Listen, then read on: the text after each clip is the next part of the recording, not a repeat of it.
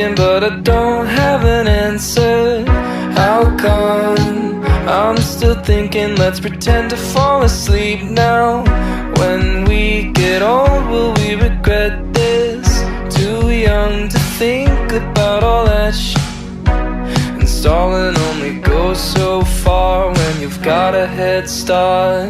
'Cause we could stay at home or watch the sunset, but I can't help from asking, are you bored yet?